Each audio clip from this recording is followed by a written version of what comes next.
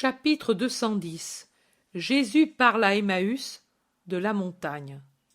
La place d'Emmaüs, elle est pleine de monde, tout à fait pleine, et au centre de la place, Jésus, qui a du mal à se mouvoir, tant il est entouré, oppressé par les gens qui l'assiègent. Jésus, entre le fils du chef de la synagogue et l'autre disciple, et autour de lui, dans l'intention hypothétique de le protéger, les apôtres et les disciples, et entre les uns et les autres, arrivant à s'insinuer partout comme des lézards à travers une haie épaisse, des enfants et encore des enfants. Elle est merveilleuse, l'attirance que Jésus exerçait sur les petits. Jamais un endroit, connu ou inconnu, où il n'était pas entouré tout de suite par les enfants, heureux de s'attacher à ses vêtements, plus heureux encore quand il les effleurait de la main en une légère caresse tout affectueuse, même si en même temps il disait des choses sévères aux adultes, et extrêmement heureux quand il s'asseyait sur un siège, sur un muret, une pierre, un tronc abattu ou à même l'herbe. Alors, l'ayant ainsi à leur niveau, ils pouvaient l'embrasser, appuyer leur tête sur ses épaules, ses genoux, se glisser sous son manteau pour se trouver entourés de ses bras, comme des poussins qui ont trouvé la plus affectueuse et la plus protectrice des défenses. Et toujours, Jésus les défend de la suffisance des adultes, de leur respect imparfait pour lui, qui, faute de s'exercer pour tant de sérieux motifs, veulent faire du zèle en éloignant les petits du maître. Maintenant encore, sa phrase habituelle se fait entendre pour protéger ses petits amis. Laissez-les faire. Oh, ils ne m'ennuient pas. Ce ne sont pas les enfants qui m'ennuient et me peinent. Jésus se penche sur eux avec un sourire épanoui qui le rajeunit en le faisant ressembler à un frère aîné, complice, bienveillant de quelque jeu innocent. Et il murmure « Soyez gentils, silencieux, silencieux. Ainsi, il ne vous renvoie pas et nous restons encore ensemble. » « Et tu nous racontes une belle parabole ?» dit le plus audacieux. « Oui, toute pour vous. Ensuite, je parlerai à vos parents. Écoutez tous, ce qui sert aux petits sert aussi aux hommes. » Un jour, un homme s'entendit appeler par un grand roi qui lui dit « J'ai appris que tu mérites une récompense car tu es sage, et tu honores ta ville par ton travail et par ta science. Eh bien, je ne vais pas te donner telle ou telle chose, mais je vais t'amener dans la salle de mes trésors. Tu choisiras ce que tu voudras, et je te le donnerai. De cette façon, je jugerai aussi si tu es tel que la renommée te dépeint. » Et en même temps, le roi, qui s'était approché du terre-plein qui entourait son atrium, jeta un regard sur la place qui était devant le palais royal, et il vit passer un enfant, pauvrement vêtu, un tout petit, certainement d'une famille très pauvre, peut-être un orphelin et un mendiant. Il s'adressa à ses serviteurs pour leur dire « Allez chercher cet enfant et amenez-le-moi. » Les serviteurs y allèrent et revinrent avec le petit enfant tout tremblant de se trouver en présence du roi. Malgré les instances des dignitaires de la cour qui lui disaient « Incline-toi, salue et dis « Honneur et gloire à toi, mon roi. Je plie les genoux devant toi, roi puissant que la terre exalte comme l'être le plus grand qui existe. » Le petit ne voulait pas s'incliner et dire ces paroles, et les dignitaires scandalisés le secouaient rudement et disaient « Ô roi, cet enfant grossier et crasseux déshonore ta demeure. Permets-nous de le chasser d'ici et de le jeter dans la rue. Si tu désires avoir à côté de toi un enfant, nous irons en chercher un chez les riches de la ville, si tu es là des nôtres, et nous te l'amènerons. Mais pas ce rustre qui ne sait même pas saluer. » L'homme riche et sage, qui auparavant s'était abaissé en 100 courbettes serviles, profondes comme s'il s'était trouvé devant un autel, dit Tes dignitaires ont bien parlé. Pour la majesté de ta couronne, tu dois empêcher qu'on ne donne pas à ta personne sacrée l'hommage qui lui revient. » Et en disant ces mots, il se prosternait jusqu'à baiser les pieds du roi. Mais le roi dit « Non, je veux cet enfant, non seulement cela, mais je veux le conduire lui aussi dans la salle de mes trésors pour qu'il choisisse ce qu'il veut et que je lui donnerai. Ne me serait-il pas permis, parce que je suis roi, de rendre heureux un pauvre enfant? N'est-il pas mon sujet comme vous tous? A-t-il le tort d'être malheureux? Non, vive Dieu! Je veux lui faire plaisir au moins une fois. Viens, enfant, et n'aie pas peur de moi. » Et il lui offrit la main, que l'enfant prit simplement en la baisant spontanément. Le roi sourit, et entre deux rangs de dignitaires courbés pour lui rendre hommage, sur des tapis de pourpre à fleurs d'or, il se dirigea vers la pièce des trésors, avec, à sa droite, l'homme riche et sage, et à sa gauche, l'enfant ignorant et pauvre. Et le manteau royal contrastait grandement avec le petit vêtement effiloché et les pieds déchaussés du pauvre enfant. Ils entrèrent dans la salle des trésors, dont deux grands de la cour avaient ouvert la porte. C'était une pièce élevée, ronde, sans fenêtre, mais la lumière pleuvait d'un plafond qui n'était qu'une énorme plaque de mica. Une lumière douce et qui pourtant faisait briller les clous d'or des coffres-forts et les rubans pourpres des nombreux rouleaux placés sur des pupitres élevés et ornés. Rouleaux somptueux, avec des baguettes précieuses, des fermoirs et le titre orné de pierres resplendissantes. Œuvre rare que seul un roi pouvait posséder. Puis, à l'abandon, sur un pupitre sévère, sombre, peu élevé, un petit rouleau enroulé sur une petite baguette de bois blanc, attaché avec un fil grossier, poussiéreux comme une chose négligée. Le roi dit en montrant les murs: « Voilà, ici se trouvent tous les trésors de la terre, et d'autres plus grands encore que les trésors de la terre, car ici se trouvent toutes les œuvres du génie humain, et il y a aussi des œuvres qui proviennent de sources surhumaines. Allez, prenez ce que vous voulez. » Et il se plaça au milieu de la pièce, les bras croisés, pour observer. L'homme riche et sage se dirigea d'abord vers les coffres forts, et il en enleva les couvercles avec une hâte de plus en plus fébrile. De l'or en barres, de l'or en bijoux, de l'argent, des perles, des saphirs, des rubis, des émeraudes, des opales brillaient de tous les coffres forts. C'étaient des cris d'admiration à chaque ouverture. Et puis, il se dirigea vers les pupitres et, en lisant les titres des rouleaux, de nouveaux cris d'admiration sortaient de ses lèvres. Et enfin, l'homme enthousiasmé se tourna vers le roi et lui dit: « Mais tu as un trésor sans pareil, et les pierres ont autant de valeur que les rouleaux, et vice-versa. Et je puis vraiment choisir librement? » Je l'ai dit, comme si tout appartenait.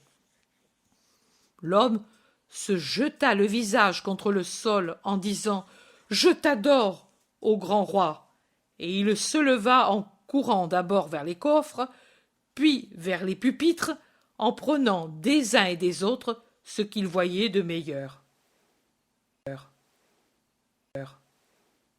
Le roi sourit une première fois dans sa barbe en voyant la fièvre avec laquelle l'homme courait d'un coffre-fort à un autre, et une seconde fois quand il le vit se jeter à terre pour l'adorer, et il sourit pour la troisième fois en voyant avec quelle cupidité, quelles règles et quelle préférence il choisissait les gemmes et les livres.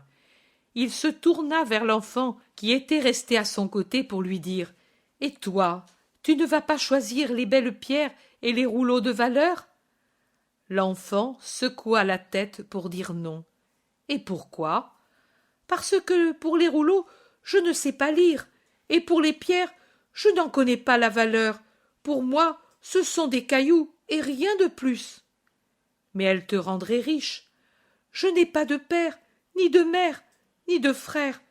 À quoi cela me servirait-il d'aller dans mon refuge avec un trésor en mon sein? Mais avec, tu pourrais t'acheter une maison. J'y habiterai toujours seul. Des vêtements. J'aurai toujours froid, car il me manque l'amour des parents. De la nourriture. Je ne pourrai me rassasier des baisers de maman, ni les acheter à aucun prix. Des maîtres et apprendre à lire. Cela me plairait davantage, mais ensuite, que lire? Les œuvres des poètes, des philosophes, des sages, et les paroles anciennes, et les histoires des peuples. Chose inutile, vaine ou passée, cela ne vaut pas la peine. Quel sot enfant! S'écria l'homme, qui avait maintenant les bras chargés de rouleaux et la ceinture et la tunique sur la poitrine gonflée de gemmes. Le roi sourit encore dans sa barbe, et ayant pris l'enfant dans ses bras, il l'amena au coffre-fort. Plongeant la main dans les perles, les rubis, les topazes, les améthystes, il les faisait tomber en une pluie scintillante et le poussait à en prendre. « Non, ô roi, je n'en veux pas, je voudrais autre chose. » Le roi l'amena au pupitre, et il lui lut des strophes des poètes, des histoires de héros, des descriptions de pays. « Oh, lire c'est plus beau, mais ce n'est pas cela que je voudrais. »« Et quoi donc? Parle, et je te le donnerai, enfant. »« Oh, je ne crois pas, ô roi, que tu le puisses, malgré ta puissance. Ce n'est pas une chose d'ici-bas. »« Ah, tu veux des œuvres qui ne sont pas de la terre? Voilà alors. Ici, ce sont des œuvres dictées par Dieu à ses serviteurs. Écoute. » Et il lut des pages inspirées. « C'est beaucoup plus beau, mais pour les comprendre, il faut d'abord savoir le langage de Dieu. Il n'y a pas un livre qui l'enseigne et qui fait comprendre ce qu'est Dieu. » Le roi eut un mouvement de stupeur et cessa de rire, mais il serra l'enfant contre son cœur. L'homme, au contraire, eut un rire moqueur pour dire « Même les plus savants ne savent pas ce qu'est Dieu, et toi, enfant ignorant, tu veux le savoir? Si tu veux devenir riche avec cela. » Le roi le regarda avec sévérité, alors que le petit répondait « Je ne cherche pas la richesse, je cherche l'amour, et il m'a été dit un jour que Dieu est amour. » Le roi l'amena près du pupitre sévère sur lequel était le petit rouleau attaché avec une cordelette et poussiéreux. Il le prit, le déroula et lut les premières lignes. « Que celui qui est petit vienne à moi, et moi, Dieu, je lui enseignerai la science de l'amour. Elle se trouve dans ce livre, et moi, oh, c'est cela que je veux, et je connaîtrai Dieu, et j'aurai tout en le possédant. Donne-moi ce rouleau, ô roi, et je serai heureux. » « Mais il est sans valeur pécuniaire. Cet enfant est vraiment sot. Il ne sait pas lire, et il prend un livre. Il n'est pas sage, et il ne veut pas s'instruire. Il est miséreux, et il ne prend pas de trésor. »« Je m'efforcerai de posséder l'amour, et ce livre me l'enseignera. Que tu sois béni, ô roi, de me donner de quoi ne plus me sentir orphelin et pauvre. »« Au moins adore-le, comme moi je l'ai fait, si tu crois que par son intermédiaire tu es devenu si heureux. »« Moi, je n'adore pas l'homme, mais Dieu qui l'a rendu si bon. » « Cet enfant est le vrai sage de mon royaume, ô homme qui usurpe la renommée de sage.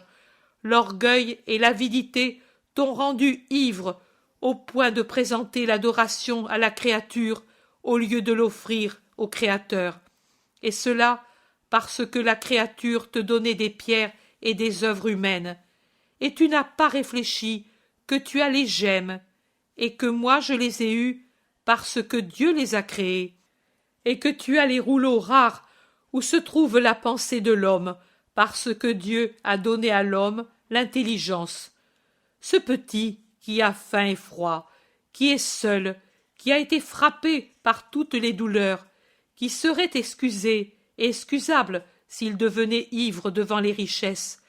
Voilà qu'il sait avec justice rendre grâce à Dieu pour avoir donné la bonté à mon cœur, et qu'il ne cherche que l'unique chose nécessaire, aimer Dieu, connaître l'amour pour posséder les vraies richesses d'ici-bas et d'au-delà. Homme, j'ai promis que je t'aurais donné ce que tu aurais choisi. Une parole de roi est sacrée. Va donc avec tes pierres et tes rouleaux, cailloux multicolores, et paille de la pensée humaine, et vis dans la peur des voleurs et des mythes, les premiers ennemis des gemmes, les secondes des parchemins, et éblouis-toi avec les fausses lueurs de ces balivernes, et éprouve le dégoût de la saveur douceâtre de la science humaine qui n'est que saveur et ne nourrit pas. Va, cet enfant va rester auprès de moi, et ensemble nous nous efforcerons de lire le livre qui est amour, c'est-à-dire Dieu. Et nous n'aurons pas les lueurs futiles des froides gemmes, ni la saveur douceâtre de paille des œuvres du savoir humain. Mais les feux de l'esprit éternel nous donneront depuis ici l'extase du paradis, et nous posséderons la sagesse plus fortifiante que le vin, plus nourrissante que le miel. Viens, enfant, à qui la sagesse a montré son visage pour que tu la désires comme une épouse véritable. Et après avoir chassé l'homme, il prit avec lui l'enfant et l'instruisit dans la divine sagesse pour qu'il fût un juste, et sur la terre un roi digne de l'onction sacrée, et au-delà de la vie, un citoyen du royaume de Dieu. Voilà la parabole promise aux petits et proposée aux adultes. Jésus leur dit encore: Vous rappelez-vous Baruch?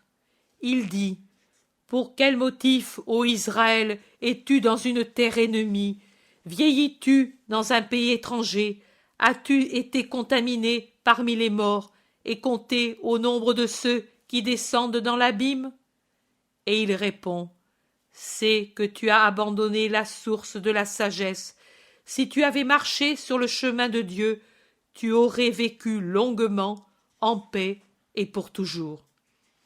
Écoutez, vous qui trop souvent vous plaignez d'être en exil tout en étant dans la patrie, tant la patrie n'est plus à nous, mais à celui qui nous domine.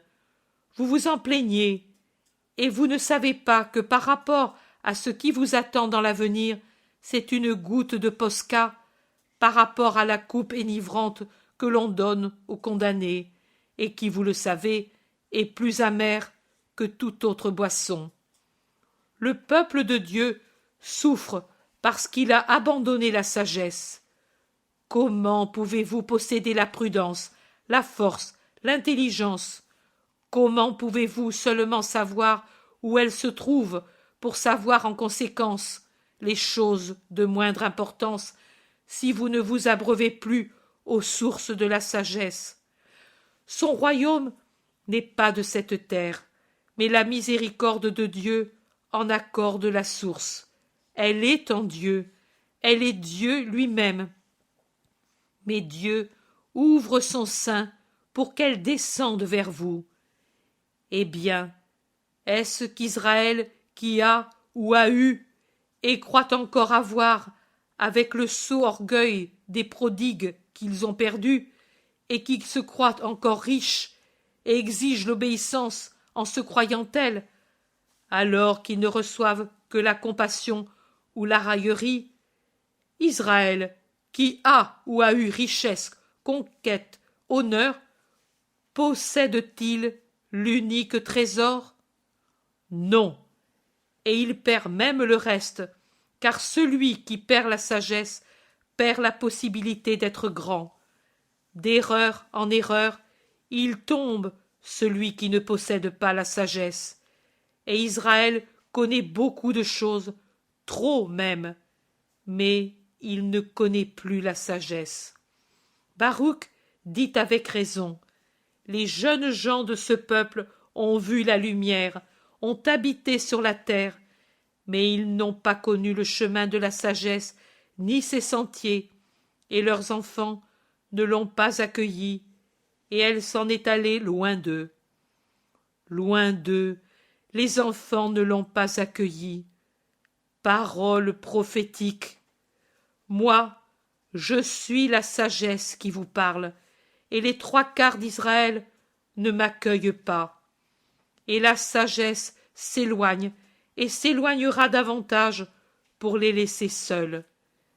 Et que feront-ils alors ceux qui se croyaient des géants, et donc capables de forcer le Seigneur à les aider, à les servir? Des géants utiles à Dieu pour fonder son royaume?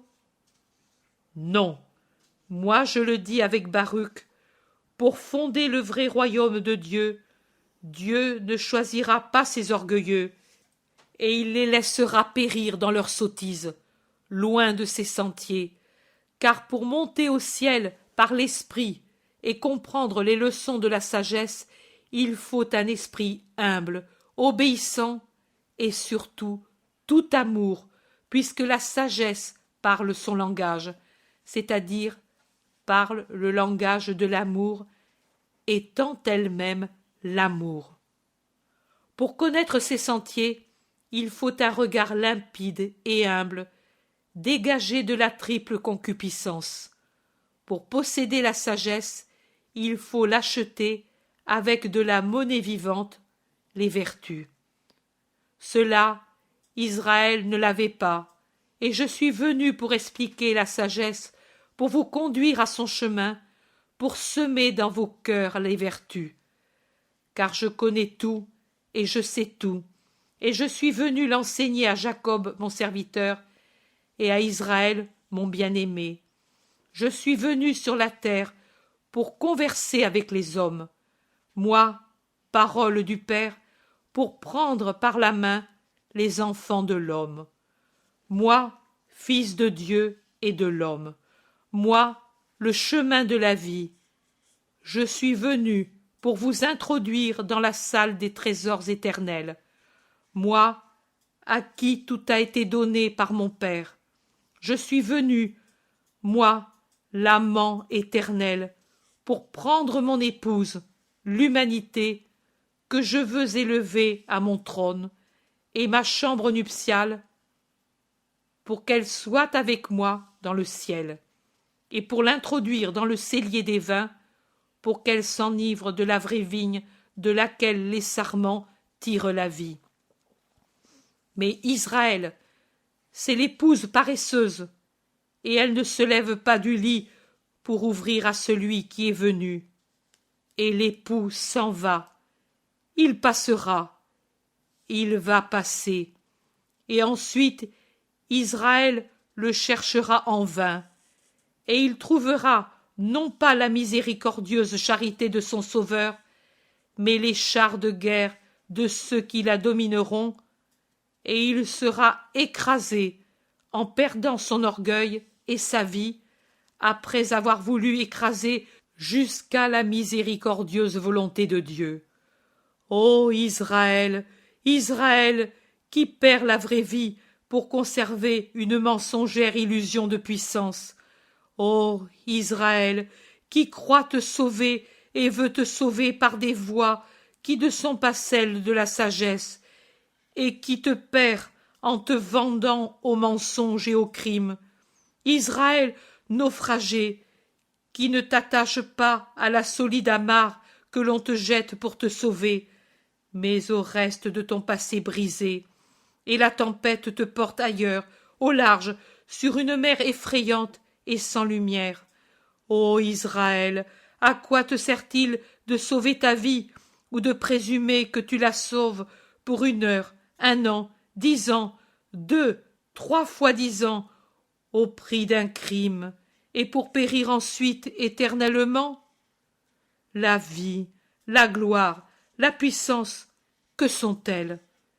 Une goutte malpropre à la surface d'une lessive employée par les lavandières, qui reflète l'arc-en-ciel, non parce qu'elle est faite de gemmes, mais de la graisse malpropre qui, avec le salpêtre, se gonfle en boule vide, destinée à éclater sans qu'il en reste rien, sauf un cercle sur l'eau boueuse des sueurs humaines. Une seule chose est nécessaire, ô Israël, posséder la sagesse, au prix même de la vie. En effet, la vie n'est pas la chose la plus précieuse, et il vaut mieux perdre 100 vies que de perdre son âme. Jésus a fini au milieu d'un silence plein d'admiration. Il cherche à se dégager et à s'en aller, mais les enfants réclament son baiser et les adultes sa bénédiction. Ce n'est qu'ensuite, en prenant congé de Cléophas et d'Hermas d'Emmaüs, qu'il peut s'en aller.